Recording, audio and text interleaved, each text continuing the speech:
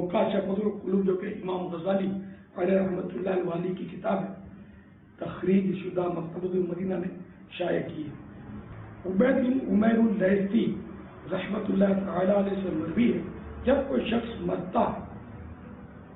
تو زمین کا وہ ٹکڑا جس میں اس نے دفن ہونا ہوتا ہے ندا کرتا ہے کہ میں تاریکی اور تنہائی کا گھر ہوں، اگر تو اپنی زندگی میں نیک عمل کرتا رہا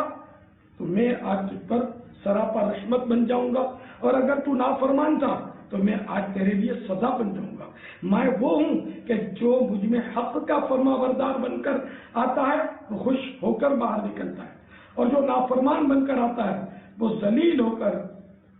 باہر نکلتا ہے۔ حضرت محمد بن صبیح رحمت اللہ تعالی علیہ کہتے ہیں، مجھ تک یہ روایت پہنچی ہے، جب آدمی کو قبر میں رکھا جاتا ہے اور اسے عذاب دیا جاتا ہے تو اس کے قریبی مردے کہتے ہیں، اے اپنے بھائیوں اور ہمسایوں کے بعد دنیا میں رہنے والے، کیا تو نے ہمارے جانے سے کوئی نصیحت حاصل نہ کی؟ اور تیرے سامنے ہمارا مر کر قبروں میں دفن ہو جانا کوئی قابل غور بات نہ تھی؟ تو نے ہماری موت سے ہمارے اعمال ختم ہوتے دیکھے، لیکن تو زندہ رہا، اور تجھے عمل کی مہلت دی گئی، مگر تو نے اس مہلت کو غنیمت نہ جانا اور نیک اعمال نہ کیے۔ اور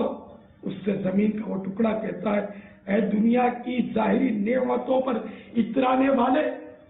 تو نے اپنے رشتہ داروں سے عبرت کیوں نہ حاصل کی جو دنیاوی نعمتوں پر اترایا کرتے تھے، مگر وہ تیرے سامنے میرے یعنی زمین کے پیٹ میں گم ہوئے۔ ان کی موت انہیں قبروں میں لے آئی اور تو نے انہیں کندھوں پر سوار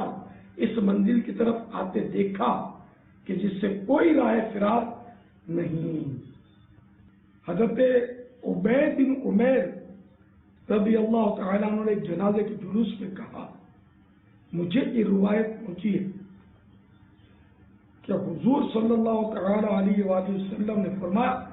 میت کو قبر میں بٹھایا جاتا ہے طرح حالے کے، یعنی اس حال میں کہ وہ چلنے والوں کے قدموں کی چاپ کو سن رہا ہوتا ہے، تو اس کے ساتھ قبر گفتگو کرتی ہے اور کہتی ہے،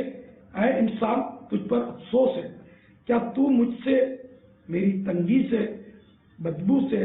ہیبت اور کیڑوں سے نہیں ڈرایا گیا تھا؟ اب تو میرے لیے کیا تیاری کر کے لایا ہے؟